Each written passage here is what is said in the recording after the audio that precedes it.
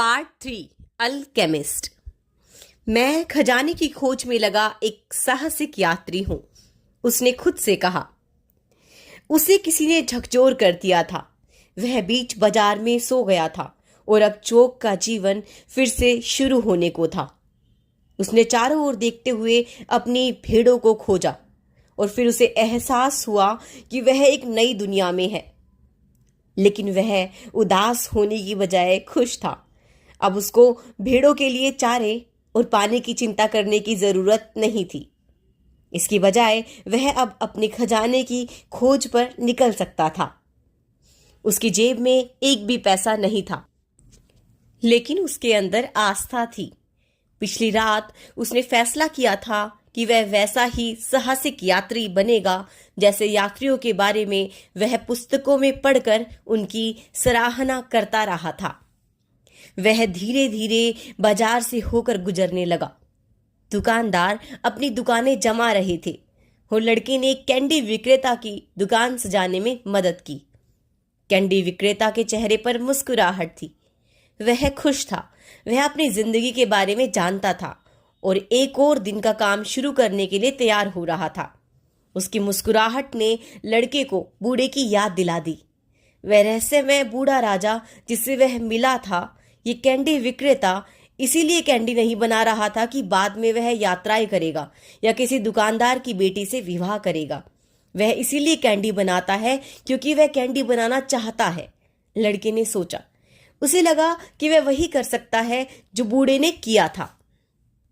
इस बात को महसूस करना कि व्यक्ति अपने गंतव्य के नजदीक है या उससे दूर, महज उनकी ओर देखते हुए। यह कितना आसान है। तब भी मैंने ये पहले कभी नहीं किया, उसने सोचा। वह दुकान जम गई तो कैंडी विक्रेता ने उस दिन तैयार की गई पहली कैंडी लड़के को भेंट की। लड़के ने उसका शुक्रिया अदा किया, कैंडी खाई और वहां से चला गया। अभी वह कुछ दूर ही गया था तो उसे एहसास हुआ कि जब वे दुकान जमा रहे थे तो उनमें से एक अरबी और दूसरा स्पेनिश बोल रहा था और वे एक दूसरे की बात बहुत अच्छी तरह समझ रहे थे। इसका मतलब है कि कोई ऐसी भाषा निश्चय ही है जो शब्दों पर निर्भर नहीं करती। यह चीज मैं अपनी भेड़ों के साथ पहले ही अनुभव कर चुका हूं और अब यही चीज लोगों के मामले में भी हो रही है। वह ढेरों नई चीजें सीख रहा था। उनमें से कुछ चीजें ऐसी थी जिनको वह पहले ही अनुभव कर चुका था और वे वास्तव में नई नहीं थी, लेकिन उसने पहले उनको उस तरह समझा नहीं था और उनको इसलिए नहीं समझा था क्योंकि उसको उनकी आदत पड़ चुकी थी। उसे एहसास हुआ, अगर मैं बिना शब्दों वाली इस भाषा को समझना सीख लेता हूं तो मैं दुनिया को समझना सीख सकता हूं। उसने तनाव मुक्त होकर और बिना हड़बड़ी के टेंजियर की संकरी गलियों में चलने का निश्चय कर लिया। सिर्फ रास्ते में ही वह भविष्य सूचक संकेतों को पढ़ पाएगा। वह जानता था कि इसके लिए बहुत अधिक धीरज की जरूरत होगी, लेकिन गडरिये धीरज से काफी परिचित होते हैं। उसने एक बार फिर देखा कि उस पराये मुल्क में वह उन्हीं सीखों से काम ले रहा था जो उसने अपनी भेड़ों से सीखी थी। सब बातें एक जैसी ही हैं, बूढ़े ने कहा था। क्रिस्टल का सामान बेचने वाला दुकानदार दिन होते ही जग गया और उसने वैसी ही बेचैनी महसूस की जैसी वह हर सुबह महसूस करता था। वह 30 सालों से एक ही जगह पर अटका हुआ था। उसकी दुकान एक पहाड़ी रास्ते की चोटी पर थी जहां से बहुत थोड़े से ग्राहक गुजरते थे। अब इतनी देर हो चुकी थी कि कुछ भी नहीं बदला जा सकता था। उसने केवल एक ही चीज सीखी हुई थी और वह थी क्रिस्टल के बर्तनों को खरीदना और बेचना। एक समय था जब बहुत से लोग उसकी दुकान के बारे में जानते थे। अरब के सौदागर, फ्रांसीसी और अंग्रेज भूगर्भ शास्त्री, जर्मन सैनिक जो हमेशा दौलतमंद हुआ करते थे। उन दिनों में स्फटिक बेचना अद्भुत काम हुआ करता था और वह सोचा करता था कि वह अमीर बन जाएगा और जब बूढ़ा होगा तो उसके साथ खूबसूरत औरतें हुआ करेंगी। लेकिन जैसे जैसे वक्त गुजरता गया, टेंजियर बदलता गया। पास का नगर सेउंटा टेंजियर से ज्यादा तेजी से तरक्की करता गया और उसके कारोबार में गिरावट आती गई। पड़ोस के लोग यहाँ वहां चले गए थे और पहाड़ी पर छोटी मोटी दुकानें ही बच गई थी और कोई नहीं था जो उन मुट्ठी भर दुकानों में सामान की छानबीन करने के लिए पहाड़ पर चढ़ता। लेकिन सफ्टिक के दुकानदार के पास और कोई विकल्प नहीं था। उसने सफ्टिक का सामान खरीदते बेचते हुए अपने जीवन के 30 साल गुजार दिए थे और अब इतनी देर हो चुकी थी कि कोई धंधा करना मुमकिन नहीं था। सड़क पर गाहे बेगाहे लोगों का आना जाना देखते हुए उसने पूरी सुबह गुजार दी। वह वर्षों से यही करता आया था और हर आने जाने वाले के कार्यक्रम से परिचित था। लेकिन दोपहर के भोजन का वक्त होने से ठीक पहले वह लड़का दुकान के सामने आकर रुका।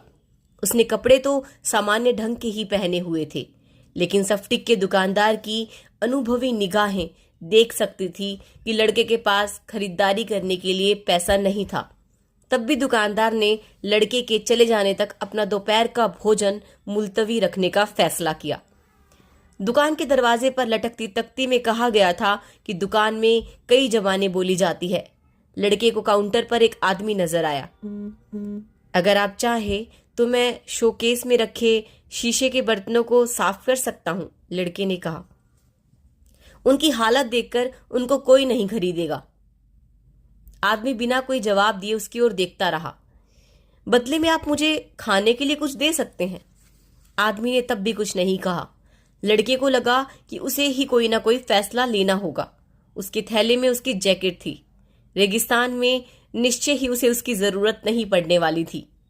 उसने जैकेट निकालकर शीशों को साफ करना शुरू कर दिया। महज आधे घंटे में उसने शोकेस में रखे सारे बर्तन साफ कर दिए और जिस दौरान वह इस काम में लगा हुआ था उसी बीच 2 ग्राहक दुकान में आकर कुछ सामान खरीद कर ले गए। जब उसने सफाई का काम निपटा दिया तो उसने उस आदमी से खाने के लिए कुछ मांगा। आओ हम कुछ खाते हैं, दुकानदार ने कहा। उसने दरवाजे पर भोजन अवकाश की सूचना पट्टी लटकाई और वे पास के एक छोटे से कैफे में चले गए। वहां पड़ी एकमात्र मेज पर बैठते हुए सफ्टिक का दुकानदार हंस पड़ा। तुम्हें कोई सफाई करने की जरूरत नहीं थी, उसने कहा। कुरान मुझसे तकाजा करती है कि मैं भूखे आदमी को खिलाऊं। वाह, तब फिर आपने मुझे वह काम करने क्यों दिया? लड़के ने पूछा।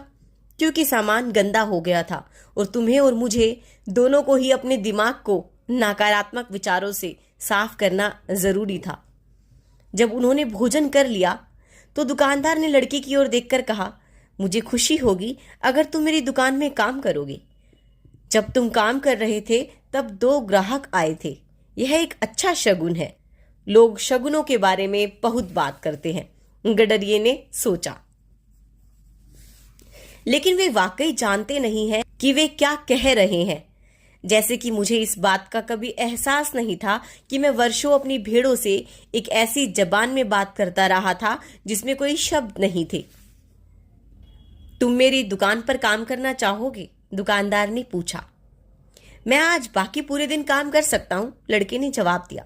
मैं सुबह होने तक पूरी रात काम करूंगा और आपकी दुकान के एक एक सामान को मैं साफ कर दूंगा।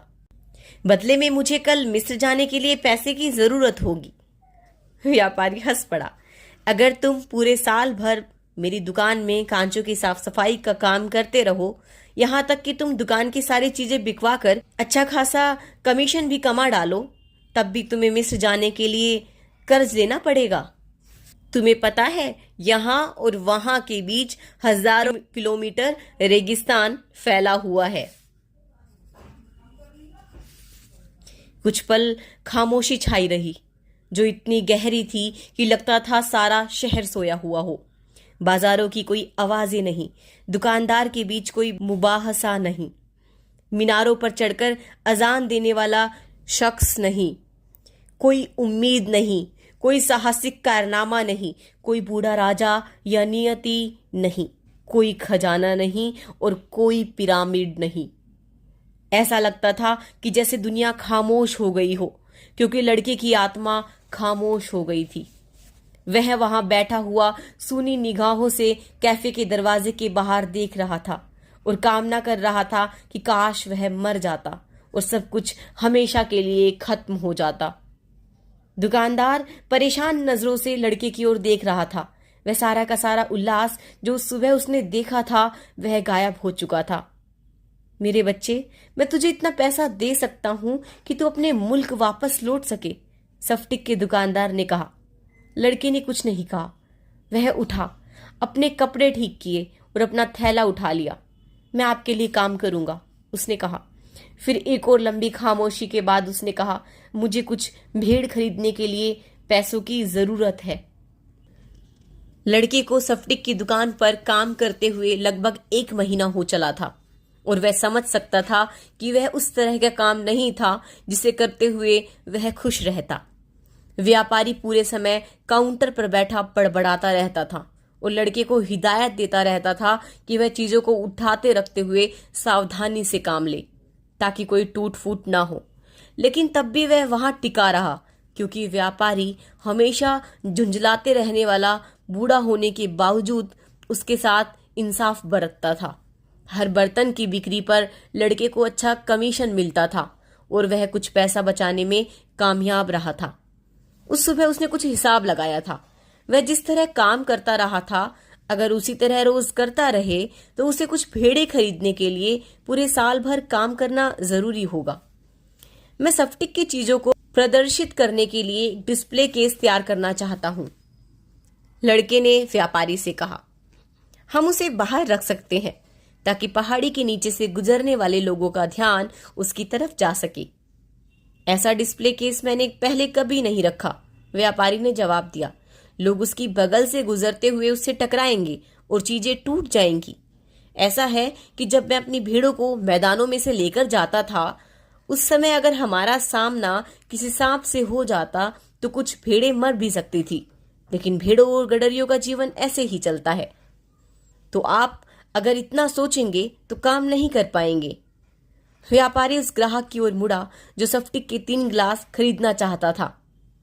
इन दिनों उसकी बिक्री हमेशा की तुलना में बेहतर ढंग से हो रही थी, मानो वे पुराने दिन वापस लौट आए हों जब वह सड़क टेंजियर का बड़ा आकर्षण हुआ करती थी। कारोबार वाकई बेहतर हुआ है। ग्राहक के जाने के बाद उसने लड़के से कहा, मैं काफी बेहतर स्थिति में हूं और तुम जल्दी ही अपनी भेड़ों के पास लौट पाओगे। जिंदगी से इससे ज्यादा की मांग क्यों की जाए? इसलिए कि हमें शगुनों पर ध्यान देना जरूरी है, लड़के के मुंह से लगभग अनायास ही निकल गया। फिर उसे अपने कहे पर पछतावा हुआ क्योंकि वह व्यापारी तो कभी उस बूढ़े राजा से मिला ही नहीं था। इसे अनुकूलता का सिद्धांत कहते हैं, शुरुआत करने वालों की किस्मत, क्योंकि जीवन चाहता है कि आप अपनी नियति को हासिल कर सके, बूढ़े राजा ने कहा था। लेकिन व्यापारी लड़के की बात समझ गया था। दुकान में लड़के की मौजूदगी एक अच्छा शगुन था और जब समय बीतने के साथ तिजोरी में पैसा जमा होने लगा तो उसे लड़के को काम पर रखने को लेकर कोई पछतावा नहीं रहा।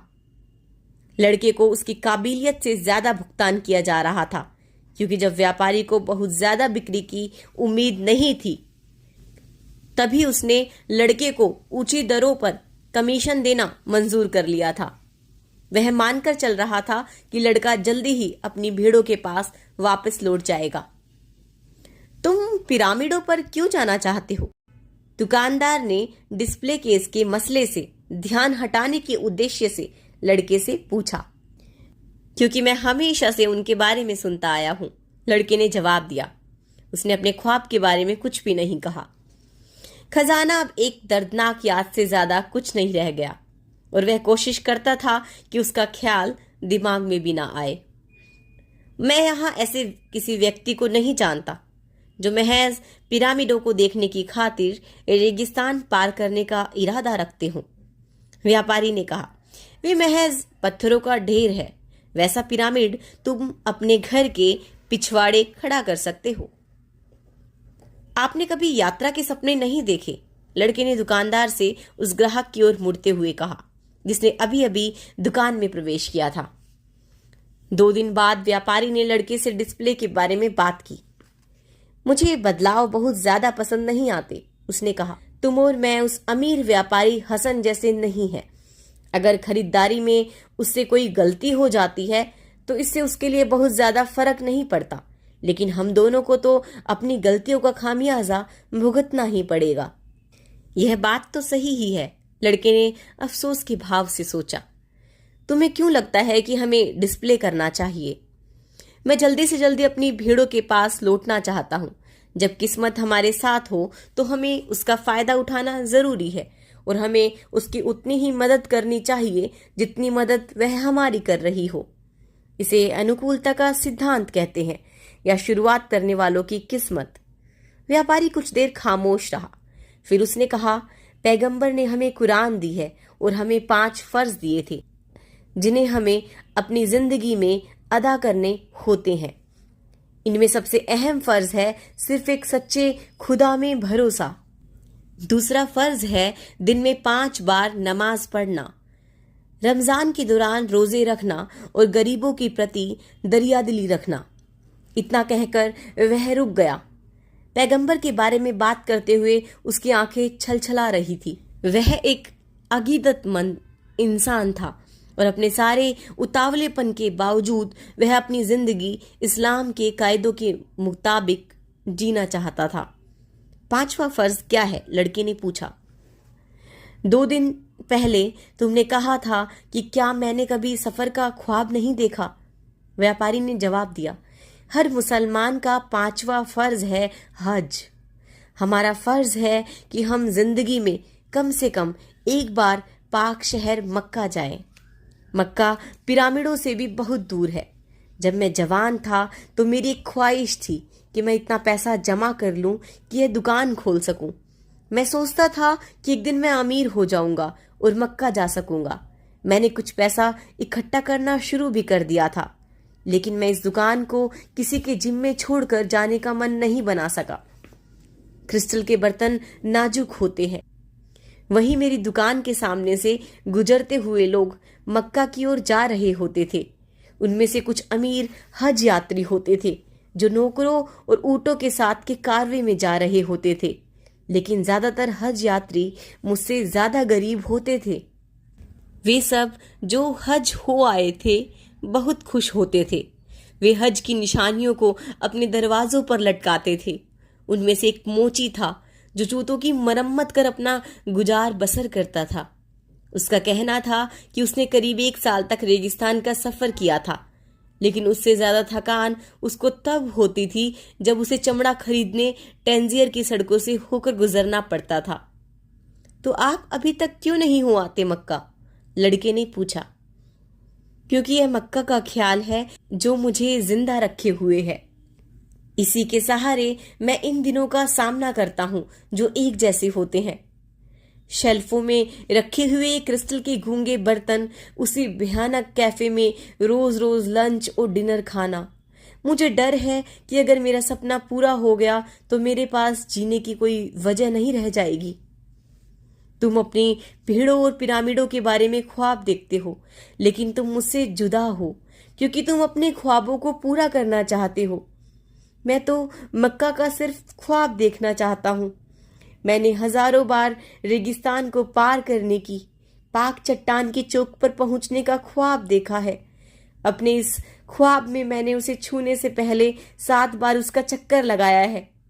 मैंने उन लोगों की कल्पना की है जो मेरी बगल में होंगे, जो मेरे सामने होंगे, और उस बातचीत तथा नमाज की कल्पना की है जो मैं उन लोगों के साथ मिलकर करूंगा।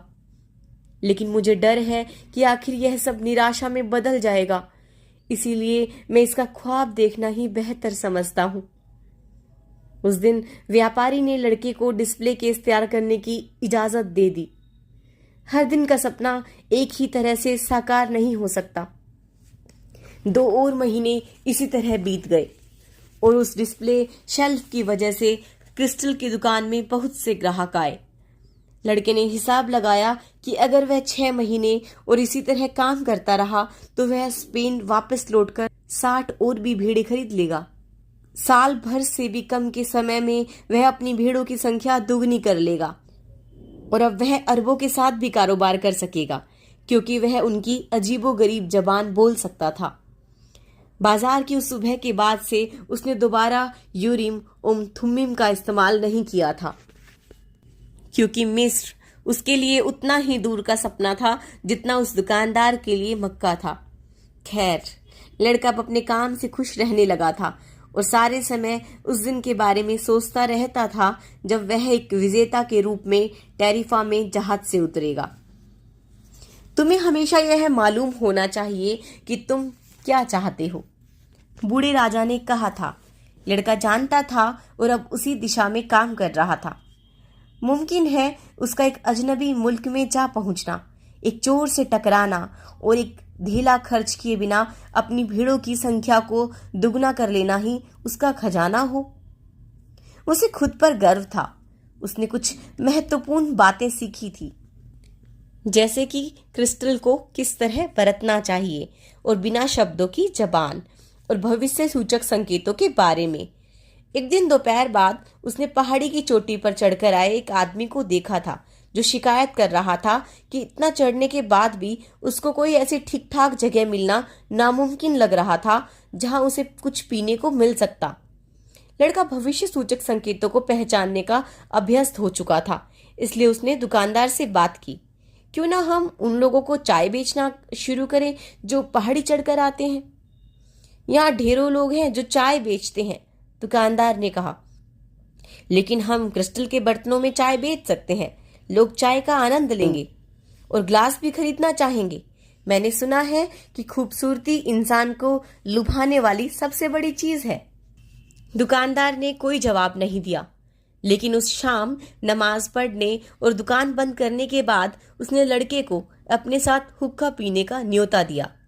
यह एक विचित्र किस्म का पाइप था जो अरब लोग पिया करते थे। तुम चाहते क्या हो? बूढ़े दुकानदार ने पूछा। मैं आपको पहले ही बता चुका हूँ, मुझे अपनी भेड़ें वापस खरीदनी है और इसके लिए मुझे पैसा कमाना जरूरी है। दुकानदार ने हुक्के में कुछ और अंगारे डाले और गहरा कश लिया। मेरी इस दुकान को 30 साल हो चुके हैं। मुझे अच्छे और बुरे क्रिस्टल की परख है और क्रिस्टल के बारे में जानने लायक हर चीज जानता हूं। मैं इसके पहलुओं से और इसके काम करने के ढंग से वाकिफ हूं। अगर हम क्रिस्टल में चाय देना शुरू कर देंगे तो दुकान फैलेगी और मुझे अपनी जिंदगी का डर्रा बदलना पड़ेगा। हाँ, तो क्या यह अच्छा नहीं है? मुझे तो जैसा चल रहा है उसकी आदत पड़ चुकी है। तुम्हारे आने से पहले मैं सोचता था कि मैंने एक ही जगह पर बने रहते हुए कितना वक्त बर्बाद कर दिया है, जबकि मेरे साथी नए नए कामों में लग गए। या तो वो दिवालिया हो गए या पहले से बेहतर हालात में आ गए। यह सोचकर मैं बहुत मायूस हो जाया करता था। अब मैं समझ सकता हूँ कि यह बहुत बुरा नहीं है। मेरी दुकान ठीक उतनी ही बड़ी है जितनी मैं चाहता था। मैं कुछ भी बदलना नहीं चाहता, क्योंकि मैं नहीं जानता कि किसी तरह के बदलाव से मैं कैसे निपटूंगा।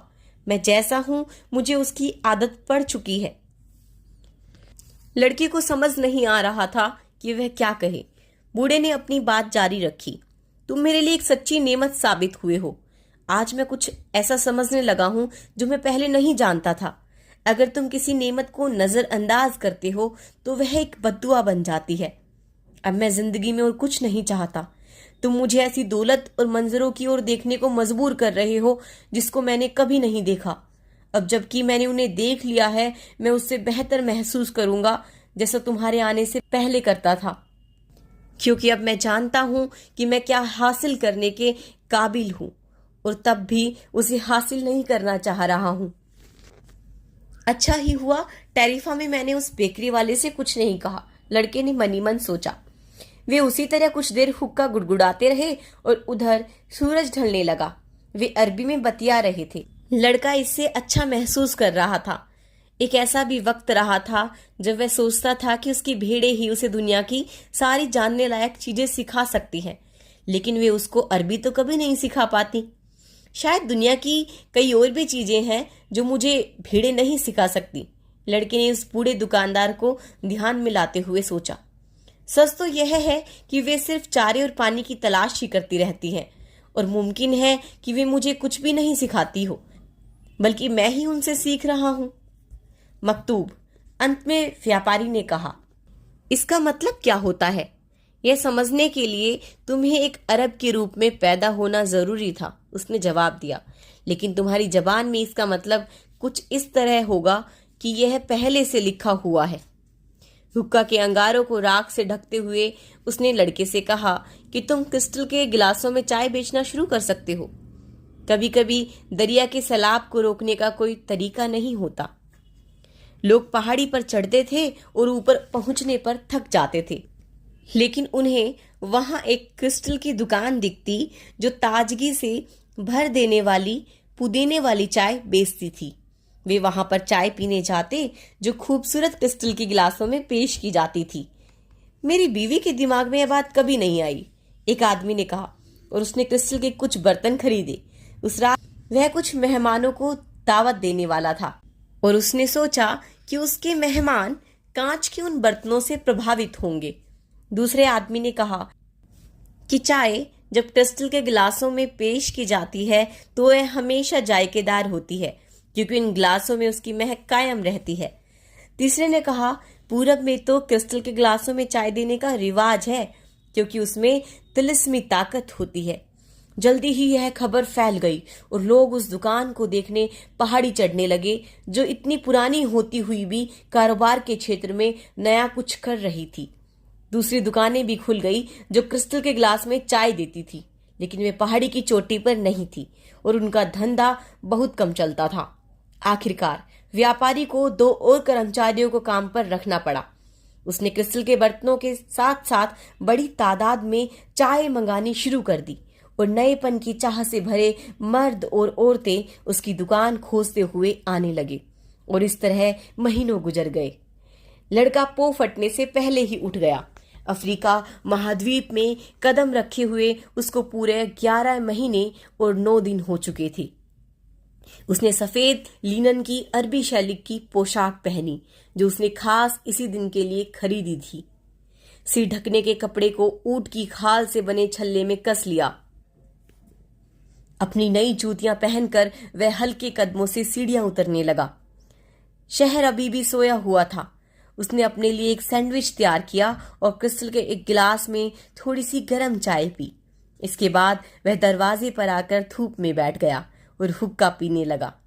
वह धीरे धीरे हुक्का गुड़गुड़ा रहा था, कतई कुछ भी ना सोचते हुए और उस हवा की आवाज को सुनते हुए जो रेगिस्तान की महक लेकर आ रही थी।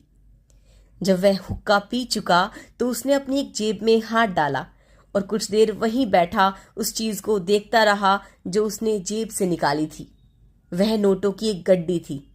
वह पैसा इतना पर्याप्त था कि वह 120 भेड़े और वापसी का टिकट खरीद सकता था और अपने मुल्क के लिए अफ्रीका से सामान मंगाने का लाइसेंस हासिल कर सकता था। वह दुकानदार के जागने और दुकान खोलने का धीरज से इंतजार करता रहा। उसके बाद वे दोनों चाय पीने लगे। आज मैं निकल रहा हूं, लड़के ने कहा। मेरे पास भेड़े खरीदने के लिए पैसा है और आपके पास मक्का जाने के लिए पैसा है। बूढ़े ने कुछ नहीं कहा। क्या आप मुझे आशीर्वाद देंगे? लड़के ने पूछा। आपने मेरी मदद की है। आदमी चुपचाप अपनी चाय बनाता रहा। फिर वह लड़के की ओर मुड़ा। मुझे तुम पर नाज है, उसने कहा। तुमने मेरी क्रिस्टल की दुकान को एक नए एहसास से भर दिया है, लेकिन तुम जानते हो कि मैं मक्का जाने वाला नहीं हूं, वैसे ही जैसे कि तुम जानते हो कि तुम भेड़े खरीदने वाले नहीं हो। यह आपसे किसने कहा? लड़के ने चौंकते हुए पूछा। मकतूब, क्रिस्टल के बूढ़े दुकानदार ने कहा और उसने लड़के को आशीर्वाद दिया। लड़के ने अपने कमरे में जाकर अपना सामान बांधा। सामान से 3 बोरे भर गए थे। निकलते समय उसने कमरे के एक कोने में अपना गडरिया वाला थैला देखा। वह बंधा पड़ा था और उसने उसके बारे में अरसे से सोचा ही नहीं था। उसने थैले से अपनी जैकेट निकालते हुए मन ही मन सोचा कि वह रास्ते में उसे किसी को दान कर देगा। तभी उसमें से वे रत्न निकलकर फर्श पर गिरे, यूरीम और थुम्मीम। उन्हें देखकर लड़का बूढ़े राजा के बारे में सोचने लगा और इस एहसास से उसे हैरत हुई कि उसे उस राजा के बारे में सोचे हुए कितना लंबा अरसा गुजर गया है। लगभग 1 साल से लगातार काम करते हुए था। वह सिर्फ कुछ पैसा जमा करने के बारे में ही सोचता रहा था ताकि वह फक्र के साथ स्पेन वापस लौट सके। ख्वाब देखना कभी बंद मत करना, बूढ़े राजा ने कहा था। भविष्य सूचक संकेतों के मुताबिक चलते रहो। लड़के ने यूरीम और थुम्मीम उठाए और एक बार फिर उसे यही एहसास हुआ कि बूढ़ा राजा उसके कहीं पास ही है। उसने साल भर तक कड़ी मेहनत की थी और भविष्य सूचक संकेत यही कह रहे थे कि अब जाने का वक्त आ गया है। अब मैं फिर से वही करने जा रहा हूं जो मैं पहले किया करता था, लड़की ने सोचा। भले ही भेड़ों ने मुझे अरबी बोलना नहीं सिखाया, लेकिन भेड़ों ने उसे इससे कहीं ज्यादा महत्वपूर्ण कोई चीज सिखाई थी। वह यह थी कि दुनिया में एक ऐसी जबान है जो हर कोई समझता है। वह जबान जिसका इस्तेमाल लड़के ने उस सारे वक्त में किया था जब वह दुकान की हालत सुधारने की कोशिश कर रहा था। यह जबान थी जोशो खरोश की, प्रेम और ध्येय के साथ चीजों को अमल में लाने की, और किसी ऐसी चीज की खोज का हिस्सा थी जिसमें वह विश्वास करता था और जिसकी आकांक्षा करता था। टेंजियर अब अजनबी शहर नहीं रह गया था और उसने महसूस किया कि जिस तरह उसने इस जगह को जीत लिया है उसी तरह वह दुनिया को जीत लेगा। जब तुम कुछ पाना चाहते हो तो सारा संसार उस चीज को हासिल करने में एकजुट होकर तुम्हारी मदद की योजना बनाने लगता है, बूढ़े राजा ने कहा था। लेकिन बूढ़े राजा ने चोरी का शिकार होने के बारे में कुछ नहीं कहा था, या अंतहीन रेगिस्तान के बारे में, और ना ही ऐसे लोगों के बारे में जो अपने ख्वाबों के बारे में जानते हैं लेकिन जो उन ख्वाबों को पूरा नहीं करना चाहते। बूढ़े राजा ने यह नहीं बताया था कि पिरामिड महज पत्थरों का एक ढेर है, या यह ऐसा पिरामिड जो कोई भी अपने घर के पिछवाड़े खड़ा कर सकता है। और वह इस बात का जिक्र करना भी भूल गया था कि जब तुम्हारे पास इतना पैसा हो जाए कि तुम उससे ज्यादा भेड़ें खरीद सकते हो जितनी तुम्हारे पास पहले थी, तो तुम्हें उनको खरीद लेना चाहिए। लड़के ने अपना थैला उठाया और उसे भी अपनी दूसरी चीजों के साथ रख लिया। वह नीचे गया और उसने देखा कि दुकानदार एक विदेशी दंपति को सामान बेच रहा था और दो ग्राहक दुकान में आकर क्रिस्टल के गिलासों में चाय पी रहे थे। सुबह के इस वक्त ऐसी गहमा गहमी देखने में नहीं आती थी। जहां वह खड़ा था वहां से उसने पहली बार देखा कि उस बूढ़े दुकानदार के बाल बूढ़े राजा के बालों से काफी कुछ मिलते जुलते थे। उसे उस कैंडी विक्रेता की मुस्कुराहट भी याद आई जब टेंजियर में उसका पहला दिन था और जब उसके पास न तो खाने को कुछ था न जाने के लिए कोई ठिकाना था। वह मुस्कुराहट भी बूढ़े राजा की मुस्कुराहट जैसी ही थी। ये तो कुछ ऐसा है मानो वह राजा कभी यहाँ रहा हो और अपनी कुछ निशानियां छोड़ गया हो, उसने सोचा। और तब भी इनमें से कोई भी कभी उस बूढ़े राजा से नहीं मिला। दूसरी तरफ यह भी था कि उसका कहना था कि वह हमेशा ऐसे लोगों की मदद करने को प्रकट हो जाता है जो अपनी नियति को पाना चाहते हैं। वह क्रिस्टल के दुकानदार को अलविदा किए बिना ही चला गया। वह वहां मौजूद दूसरे लोगों के सामने रोना नहीं चाहता था। उसे इस जगह की और यहाँ रहकर सीखी गई तमाम चीजों की बहुत याद सताने वाली थी। हालांकि उसमें पहले से ज्यादा आत्मविश्वास था और उसे लग रहा था कि वह दुनिया को फतेह कर सकता है। लेकिन मैं तो अपनी भेड़ों को पालने उन्हीं मैदानों में वापस जा रहा हूं जिसको मैं जानता हूं, उसने निश्चय के साथ मन ही मन कहा। लेकिन अब वह अपने इस फैसले से खुश नहीं था। उसने एक सपना पूरा होने की खातिर पूरे साल भर काम किया था और वह सपना मिनट दर मिनट कम महत्वपूर्ण होता जा रहा था। हो सकता है वह सपना वाकई उसका रहा ही ना हो, कौन जाने। क्रिस्टल के दुकानदार जैसा होना ही शायद बेहतर हो, कभी मक्का नहीं जाना और उसकी चाह में पूरा जीवन बिता देना। उसने एक बार फिर खुद को विश्वास दिलाने की कोशिश करते हुए सोचा। लेकिन उसने जैसे ही यूरीम और थुम्मीम को अपने हाथ में लिया, वैसे ही उन रत्नों ने उसके भीतर बूढ़े राजा की सामर्थ्य और इच्छा शक्ति का संचार कर दिया। संयोग से या हो सकता है कोई भविष्य सूचक संकेत हो, लड़के ने सोचा। वह उसी कैफे में जा पहुंचा जिसमें उसने पहले दिन कदम रखे थे। वह चोर वहां नहीं था और कैफे के मालिक ने उसे एक कप चाय लाकर दी। मैं गडरिया बनने के लिए कभी भी वापस जा सकता हूं, लड़के ने सोचा, मैंने भेड़ों को पालना सीखा था और मैं भूला नहीं हूं कि यह कैसे किया जाता है। लेकिन मुमकिन है कि मुझे मिस्र के पिरामिडों पर जाने का दूसरा मौका फिर कभी ना मिले। उस बूढ़े ने सोने का कवच पहन रखा था और वह मेरे अतीत के बारे में जानता था। वह वाकई एक राजा था और एक दूरदर्शी राजा। एंडालुसिया की पहाड़ियां सिर्फ 2 घंटे की दूरी पर थी, जबकि उसकी और पिरामिडों के बीच एक समूचा रेगिस्तान फैला हुआ था। लेकिन लड़के को लगा कि अपनी स्थिति को देखने का एक दूसरा ढंग भी है। वह अपने खजाने से 2 घंटे करीब भी तो था। इससे क्या फर्क पड़ता है कि वे 2 घंटे एक पूरे साल में फैल चुके थे।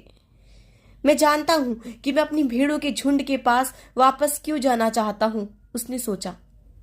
मैं भेड़ों को समझता हूं, वे अब कोई समस्या नहीं है और वे अच्छी दोस्त हो सकती हैं। दूसरी तरफ मैं नहीं जानता कि रेगिस्तान दोस्ताना हो सकता है और मुझे अपने खजाने की खोज उसी रेगिस्तान में करनी होगी। अगर वह मुझे नहीं मिला तो भी मैं अपने घर को कभी वापस जा सकता हूं जब मैं चाहूं। आखिरकार मेरे पास काफी पैसा है और जितना समय जरूरी है उतना समय भी है। तब फिर क्यों ना खजाना ढूंढने जाया जाए। सहसा उसे अपार खुशी का एहसास हुआ। फिर जब चाहे फिर से गडरिया बन सकता है, फिर जब चाहे फिर से क्रिस्टल सेल्समैन बन सकता है। हो सकता है दुनिया में और भी छिपे हुए खजाने हो। लेकिन उसने एक और ख्वाब देखा था और उसकी मुलाकात एक राजा से हो चुकी थी। ऐसा हर किसी के साथ तो नहीं होता ना। कैफे से निकलते हुए वह मन ही मन योजना बना रहा था। उसे याद आया कि क्रिस्टल के दुकानदार को माल पहुंचाने वाला एक व्यक्ति उन कारवाओं की मार्फत क्रिस्टल लाया करता था जो रेगिस्तान को पार कर आते थे। उसने यूरीम और थुम्मीम को अपनी मुट्ठी में जकड़ लिया। इन्हीं 2 रत्नों की वजह से एक बार फिर से अपनी खजाने की राह पर था। जब भी कोई अपनी नियति को हासिल करना चाहता है तो मैं हमेशा करीब होता हूं, बूढ़े राजा ने कहा था। माल आपूर्ति करने वाले की गोदाम तक जाने और यह पता लगाने में कितना खर्च आएगा कि क्या पिरामिड वास्तव में इतनी दूर है।